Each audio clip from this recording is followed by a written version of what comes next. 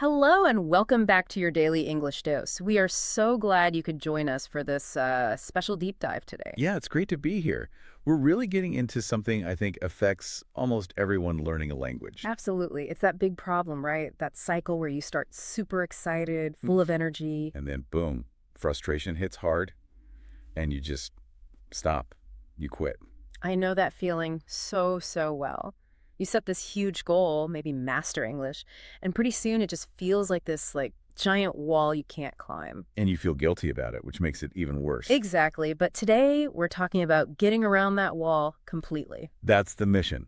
We want to show you how to break that frustration cycle. And the key isn't more willpower because, let's be honest, willpower runs out. It really does, especially when you're tired or stressed. Right. So instead of willpower, we're focusing on smart system design, designing a way to learn that works with your life, not against it. And the big idea here, the core concept, is achieving what we're calling zero frustration English.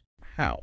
By making a commitment that sounds almost too easy, something that's genuinely too small to fail. The 5-minute promise, just 5 minutes. Exactly. So over the next few minutes, we'll dig into why those big goals often fail, looking at something called activation energy. Okay. Then we'll lay out a really simple habit system you can build and give you a whole bunch of low-barrier digital tools to make that daily 5 minutes feel almost automatic. Sounds good. Let's start with the why then, because I think a lot of us blame ourselves when we start learning. We think, I'm just not disciplined enough. That's such a common thought, but often it's not a personal failing at all. It's more likely a failure of the approach you took. So setting that goal, I have to study grammar for an hour every single day. Precisely. Or memorize 50 words tonight. That kind of goal demands a huge, sudden change to your daily life. Your brain naturally resists that massive energy output. It feels like friction, right? Just thinking about starting feels hard. That's it, exactly. That mental friction. It has a name. Activation energy. Activation energy. Okay. Yeah. If starting the task, maybe opening the heavy textbook, finding the right app, figuring out the grammar lesson, requires high activation energy, well, procrastination just takes over. Oh, I know that feeling. Suddenly, alphabetizing my spice rack seems incredibly urgent. Oh, exactly. Anything to avoid that high-effort start. You spend more energy dreading the task than actually doing it. So if you argue with yourself for 10 minutes about whether to start your 5-minute study session... You've already lost that day's battle. The friction won. That's why relying purely on willpower is, honestly, a strategic mistake. It's a limited resource. So what's the alternative? You need to shift your mindset. Stop thinking like a student who needs discipline and start thinking like a designer. A designer? How so? You're designing your learning environment. You want to make starting your English practice the path of least resistance. Make it the easy choice. Make it easier to do it than to avoid it. Pretty much. And this leads us straight into the science of micro habits. Building big skills doesn't start with huge leaps. It starts small. Really small. Impossibly small, even.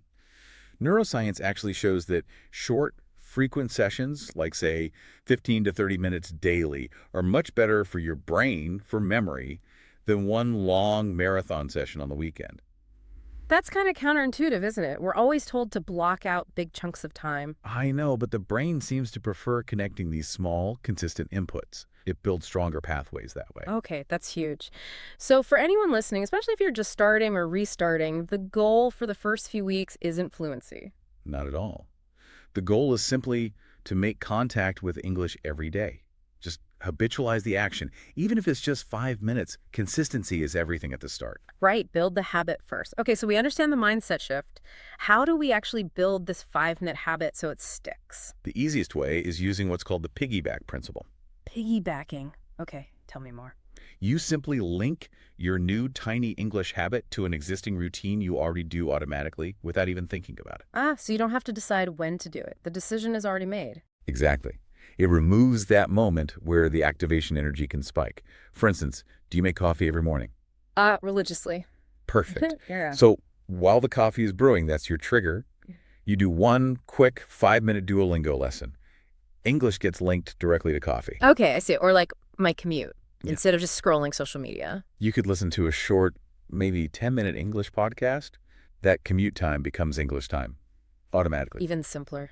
Brushing your teeth. Everyone does that, right? Hopefully. So while you're brushing, maybe you quickly check one new phrase on a vocabulary app on your phone. existing habit triggers the new tiny habit. Like clockwork. Prepare dinner. Play some easy listening English YouTube in the background. Something with slow, repeating phrases maybe. Hmm. The rule is set. This happens, then English happens immediately after. No debate. But what if I get bored doing the same Duolingo lesson every day? Boredom is a habit killer too. Absolutely. Essential point. Consistency needs variety to survive long term. That's where the English buffet comes in. An English buffet. I like the sound of that. It's just a menu, basically. A list of different ultra-low-effort 5-minute activities. And based on your mood or energy level that day, you just pick one from the menu. So you still have choice, which feels good. It's not a rigid chore. Exactly. Control prevents burnout. Yeah. So maybe one day you're exhausted. Your buffet choice could be passive. Like just listening? Yeah. Listen to one English song you like. And the task. Look up only one new word from the lyrics. Just one. Not analyze the whole song. Okay, that feels achievable even on a bad day. What if I have a bit more energy? Maybe try a super simple speaking activity. Just for 60 seconds, describe things around you. This is my chair. It's blue. I see a window. Simple stuff. Or maybe clear one level in a game app, like Right. Duolingo or something similar. Perfect. Still low effort, still counts as touching English. And crucially, track it. Don't underestimate the power of seeing your progress. Ah, the checkmark effect. Yes. Seeing that chain of X's on a calendar or the streak counter in an app, it does something to your brain. It builds momentum. You see the proof you're sticking with it. You don't want to break the chain. Exactly. And maybe after, say, a 7-day streak, give yourself a small reward, a little treat.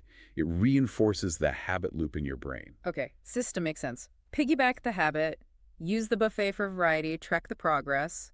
Now, what about the tools for this 5-minute window? Right, the digital toolkit. The key here is low friction. The tools themselves should feel easy, maybe even fun, more like playing than studying. So, game-style apps are probably a good start. Definitely. Duolingo is a classic example. Its whole structure, the points, the levels, the streaks. It's basically designed for habit formation, perfect entry point. What about those really tiny gaps, like waiting for the elevator, just a minute or two? Yeah, their app's great for that. In Japan, Meikon is super popular. It's this really fast-paced flashcard app. You can blast through some vocab in like 60 seconds. Oh, interesting. Fast bursts. Yeah. Or if you like role-playing games, there's one called Eiyei, Eigo Monogatari. It actually mixes English quizzes right into the game's story and battles. So you're learning almost without realizing it. Kind of, yeah. For listening, especially if native speed feels overwhelming, you want resources that are simplified or clear. Like those BGM-style YouTube channels. Background music English. Exactly. Channels like Sakura English or Mochan Vikshu, they often have slow, repeating phrases. Great for just having on while you cook or clean. Passive absorption. And for understanding sounds. Phonics. There's a great animated channel called Phonics that breaks down basic English sounds visually. Really helpful for beginners. What about news? That always feels too fast and complicated. Look for learner-focused news. VOA Learning English is a classic. NHK World Japan also has news in simpler English, spoken more slowly. And because it's news, the topics are often familiar, which helps comprehension. Okay, good tips. Now the scary part for many, output. Speaking and reading. How do we make that low pressure? Okay, for reading, there's an amazing tool, News in Levels. News and levels, how does it work? It's brilliant. They take a real news article and rewrite it at 3 different difficulty levels, level 1, level 2, level 3. Oh, wow. So you can read the same story, but start super simple. Exactly. You start at level 1, understand it, then maybe try level 2. It completely removes that this is too hard, frustration, because you control the difficulty of the same content. That sounds incredibly useful. Okay, reading sorted. What about speaking without, the fear of judgment? Start alone. Use the micro-shadowing technique. Shadowing, like repeating what you hear. Yeah, like an echo. But micro means tiny. Find just a 15-second clip of audio you like, maybe from a TED Talk or a site like VoiceTube. 15 seconds, okay. First, just listen. Then listen again while reading the transcript, trying to speak along with the audio. Then try repeating it right after the speaker without the script. So it trains your mouth and ears without anyone listening. Precisely. Low pressure. And then when you're ready for interaction, but still not people. AI. Yep. AI conversation apps. Tools like SpeakBuddy or Speak. You can talk to the AI, make mistakes, and it doesn't care. There's zero fear. That's a great stepping stone to build confidence before talking to real humans. It's crucial. It creates a safe space to practice. So these tools build the container for the habit. But what content should we focus on in those 5 minutes? What makes language actually stick? Ah, great question. This connects everything. The tools are the how, but the what matters just as much. And the guiding principle here is self-contextualization. Self-contextualization, making it about yourself. Exactly. This is why the 5-minute promise works, especially when linked to your life. Your brain naturally pays more attention to and remembers better information that's directly relevant to you and your actions. So learning I am making coffee while I'm actually making coffee. Is way more powerful and memorable than learning some random sentence from a textbook like "the boy kicks a ball." You need to shift from just learning English to learning how to express your world, your actions, your feelings in English. Tie it directly to your own life. That's how you make it stick fast. And for the absolute lowest effort way to practice output using this principle. Let me guess, no tools needed. Zero tools needed, just your brain.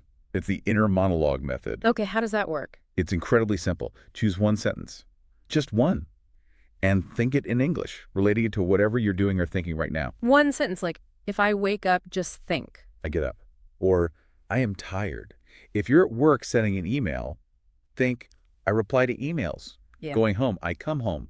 Brushing teeth, I brush my teeth. Wow. So you're literally practicing English just by thinking, linking it to your real actions. You're building fluency pathways in your brain with almost zero effort.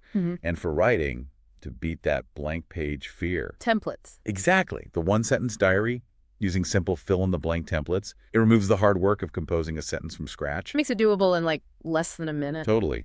Use templates like, today I felt just fill in happy or tired or busy. Or for lunch I ate.